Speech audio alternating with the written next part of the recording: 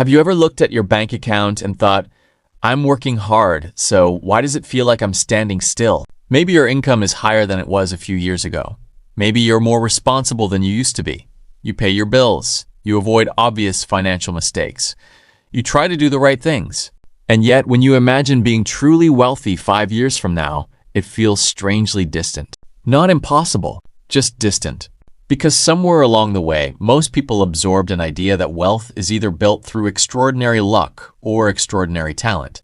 That there's some secret investment, some perfect business idea, some hidden opportunity that separates wealthy people from everyone else. But what if wealth is actually much less dramatic than that? What if the reason most people don't become wealthy in 5 years isn't because 5 years is too short, but because they spend 5 years solving the wrong problem? When people think about wealth, they usually think about money, more income, more investment, more opportunities. But wealth isn't primarily a money problem. It's a behavior problem, a time problem, an attention problem, and perhaps most importantly, it's a decision problem. Because wealth is rarely built through one brilliant decision. It's usually built through hundreds of small decisions that barely feel important when they happen. And that's exactly why so many people miss them. Imagine two people earning the exact same income. 5 years later, one has a growing investment portfolio, minimal financial stress, and increasing freedom. The other feels trapped despite earning more than ever. From the outside, it looks like one person discovered some secret. But if you zoom in close enough, the difference often starts in places that seem almost invisible. A purchase here, a habit there, a lifestyle choice, a response to social pressure, a decision about time, a willingness to delay something, a refusal to delay something else. Tiny moments, tiny choices, repeated over and over again. The difficult part is that wealth doesn't reward you immediately, and human psychology loves immediate rewards. That's where the conflict begins. Because your brain evolved to solve today's problems, wealth is built by solving future problems. Your brain wants comfort now. Wealth often requires temporary discomfort. Your brain wants certainty. Wealth frequently requires patience. And patience is one of the hardest financial skills to develop because it feels invisible while you're practicing it. Think about someone who starts investing. The first month feels insignificant. The second month feels insignificant. The 10th month feels insignificant. Even after a year, the results often look underwhelming. There's no dramatic transformation, no exciting breakthrough, no movie moment, just small numbers moving slowly. Most people underestimate how emotionally difficult that experience is, not because it's complicated, because it's boring. And boredom destroys more financial plans than lack of intelligence ever will. People don't usually abandon good financial strategies because they stop believing they're correct. They abandon them because progress feels too slow.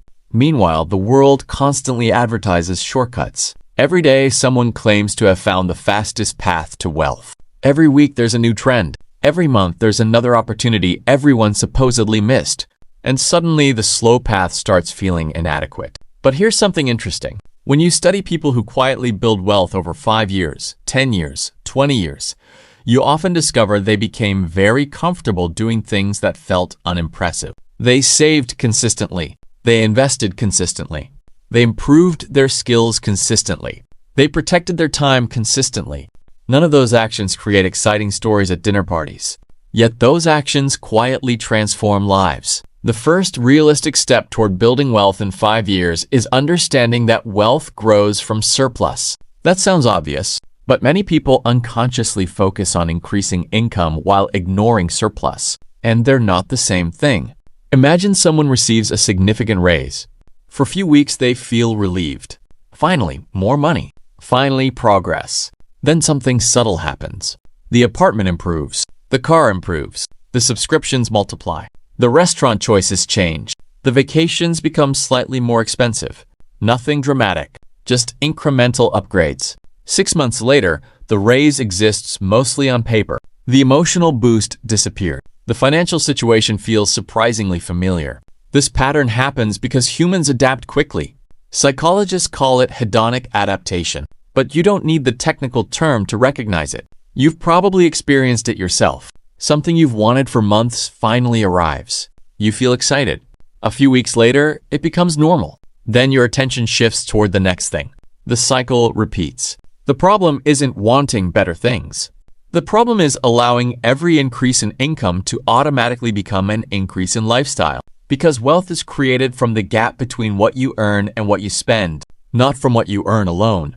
A person earning $3,000 per month who consistently creates surplus can eventually become wealthy. A person earning $15,000 per month who spends everything may never feel financially secure. That's a difficult truth because income feels powerful. Surplus feels ordinary. But surplus is what creates options. And options are often what people really mean when they say they want wealth. Most people don't actually want stacks of money. They want what money allows. Freedom, flexibility, reduced stress, the ability to make decisions without panic, the ability to walk away from situations that no longer serve them. That's where the second realization appears. Building wealth in 5 years isn't only about growing money. It's about increasing control. Think about a workplace scenario. 2 employees dislike their jobs. One has savings, one doesn't. They experience the same workplace differently. The employee without savings feels trapped. Every frustrating meeting feels heavier. Every unreasonable request feels harder to reject. Every bad day carries more anxiety. The employee with savings experiences the same environment but with a different emotional reality. Not because the job is better, because options exist. And options change psychology. This is why emergency funds matter far beyond mathematics. They're not merely financial tools, they're emotional tools. They create breathing room. They create clarity. They create patience. Many financial mistakes happen because people are forced to make decisions under pressure. Pressure compresses thinking. Pressure shortens time horizons. Pressure encourages expensive solutions. The person living paycheck to paycheck often pays more for everything. More interest, more fees, more stress, more rushed decisions. Not because they're irresponsible, because urgency is expensive. 5 years of reducing urgency can completely change someone's financial life. Now, here's another area people often misunderstand. When people hear build wealth, they immediately think about investments. And investments matter. But before investments multiply money, skills often multiply income. And skills are frequently the highest return asset available during the early stages of wealth building. Consider someone working in a role they've outgrown. They know more than they knew 3 years ago. They've become more valuable. But they've stopped developing. Not intentionally. Life simply became busy. Work consumes energy. Responsibilities consume attention. The months pass, then the years pass. Eventually, they realize their income has stalled, not because opportunities disappeared, because growth disappeared. This is one of the quiet dangers of adulthood. Nobody forces you to keep improving. School ends, deadlines disappear. Growth becomes self-directed, and self-directed growth requires discipline. Imagine 2 people again. Same starting point, same income. One spends 5 years consuming entertainment every evening. The other spends part of those evenings developing skills. Neither choice feels significant on any individual day. But after 5 years, the difference can be enormous. Higher earning potential, greater confidence, more opportunities, better negotiating power. Skills compound just like investments compound. The challenge is that skill development often feels unrewarding at first. You're not immediately paid for learning. You're preparing for opportunities that haven't arrived yet. That requires faith, not blind faith, reasonable faith. The belief that becoming more capable eventually creates leverage, and leverage changes financial outcomes. Then there is social pressure, one of the most underestimated forces in personal finance. Because money decisions rarely happen in isolation, they happen inside social environments. Friends upgrade their lifestyles. Co-workers purchase new cars. Family members have expectations. Social media creates endless comparison. And comparison quietly rewrites your definition of enough. You may have experienced this before. You buy something you weren't even thinking about until someone else bought it. Suddenly, it feels necessary. Suddenly, your current situation feels inadequate. Nothing changed except perspective. This happens because humans are social creatures. We naturally evaluate ourselves relative to those around us. The problem is that wealth building often requires temporarily resisting that instinct. Not forever. Just long enough for your finances to gain momentum. Imagine someone who earns enough to finance a luxury vehicle. Everyone around them approves. People compliment the purchase. The emotional reward is immediate. Meanwhile, another person quietly invests the same difference every month. Nobody notices. Nobody compliments them. Nobody congratulates them.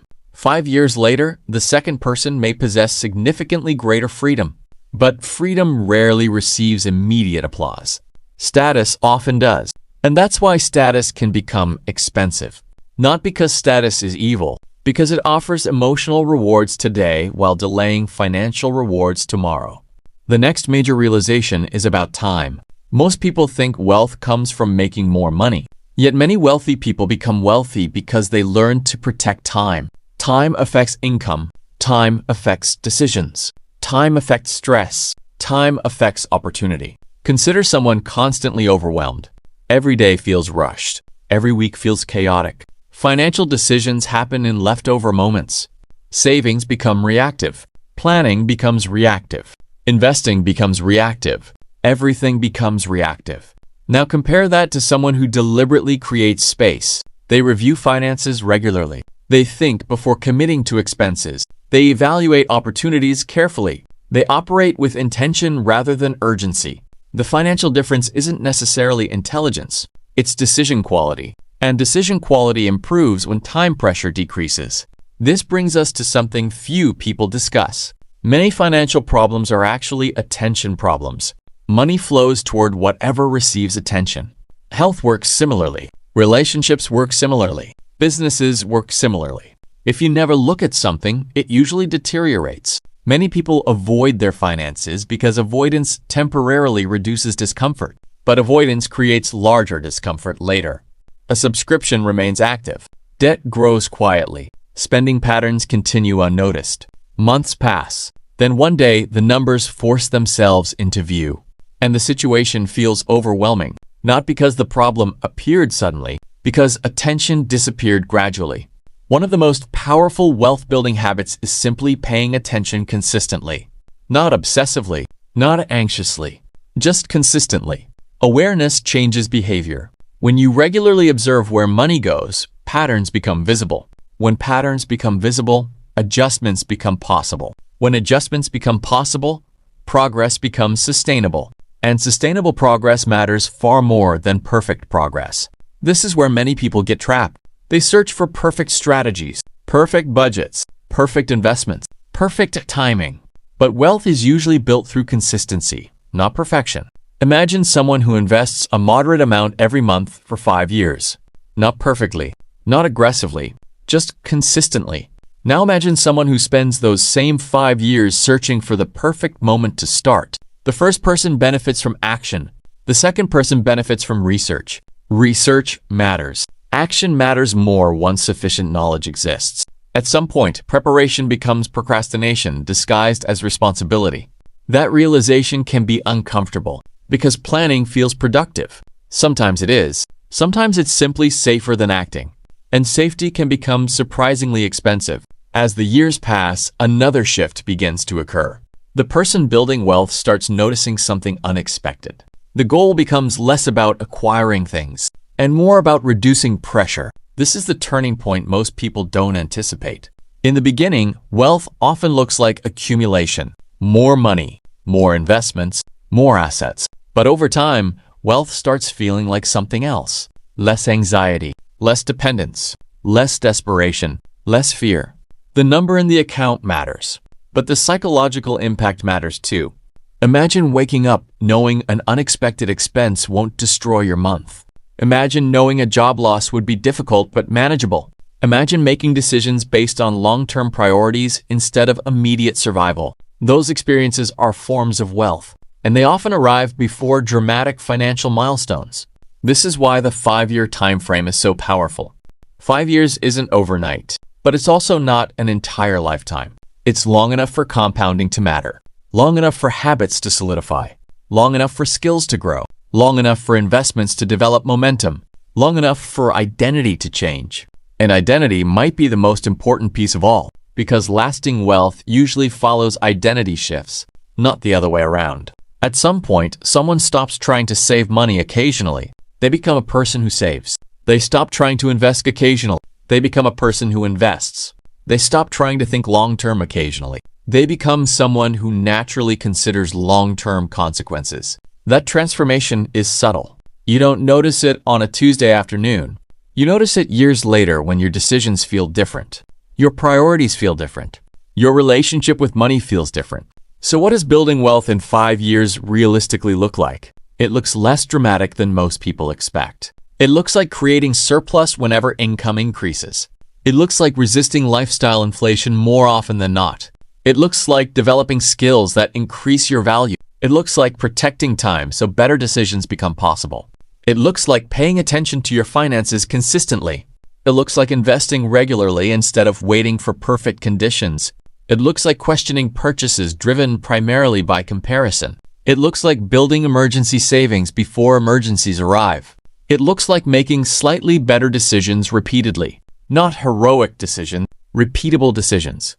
That's an important distinction, because extreme financial plans often fail for the same reason extreme diets fail. They're difficult to sustain. The most effective wealth-building strategy is often the one you can continue during stressful months, busy months, disappointing months, and ordinary months. Ordinary months matter more than extraordinary months. Most of life happens there. Most wealth is built there. Most habits are reinforced there. And perhaps that's the most encouraging realization of all. Building wealth in 5 years doesn't require becoming a different person overnight. It doesn't require perfect discipline. It doesn't require extraordinary intelligence. It doesn't require predicting the future. It requires awareness, patience, consistency, and a willingness to prioritize future freedom over immediate gratification often enough for compounding to do its work. Because wealth is rarely the result of one massive breakthrough.